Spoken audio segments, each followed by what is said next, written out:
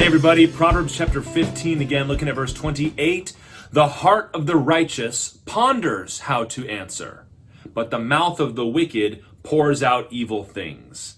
Another verse about how we talk, and I know there are a lot of these, but I think that they're just as relevant now as they were when Solomon first penned them. So let's look at this. The heart of the righteous, so a good person, right? Somebody you want to be righteous, ponders how to answer, thinks about how to answer, but the mouth of the wicked, so the person you don't want to be, pours out evil things.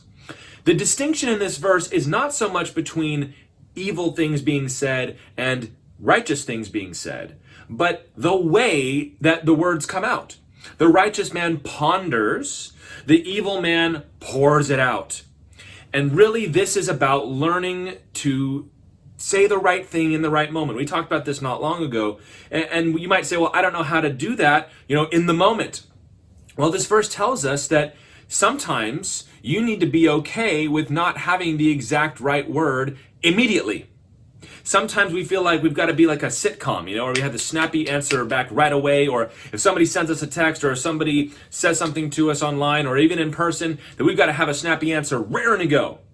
I found that most of the time when you let your mouth pour out, especially if you're quick-witted and you can say something right away, it's not usually the thing you would say if you had thought it through.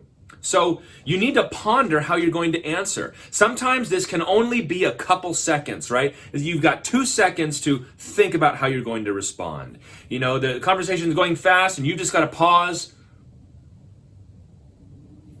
and then say what you're going to say. It's better to do that and let people maybe laugh at you for being slow than to say something you're going to regret later. But let's be honest. Most of the time, you don't have to give an answer right in the moment. Most of the time, you have a minute to think about what you want to say. And what I want to tell you today is it's okay to say, I don't know to something.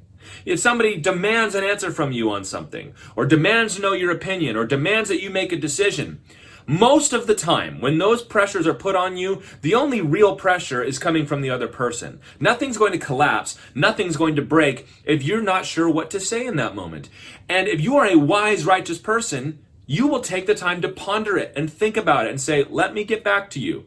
Not when, by the way, when you know what you need to say, but you're just scared to say it, but when you really don't know, to say, let me take some time and think it over and pray about it.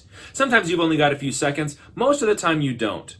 But we also can add to this to be pondering these things ahead of time. If you know that a conversation is coming, right, you can just kind of sense it in your gut. She's going to ask me, I just know it. He's going to tell me this.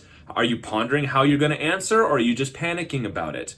Consider situations you're seeing other people go through. How would I have responded in that moment? What should I have said? If you can see your boss is working his way through the folks at work and you know what he's asking, or if you know that your employee is going to come up and have something to say to you, or mom and dad, or your wife, or your husband, or your kids, right? Some of the big questions, ponder these things, right? When somebody comes to ask you something, have an answer ready to go. That comes from spending time in God's Word, spending time in prayer, spending time around other godly people who can show you what it's like to give a good answer.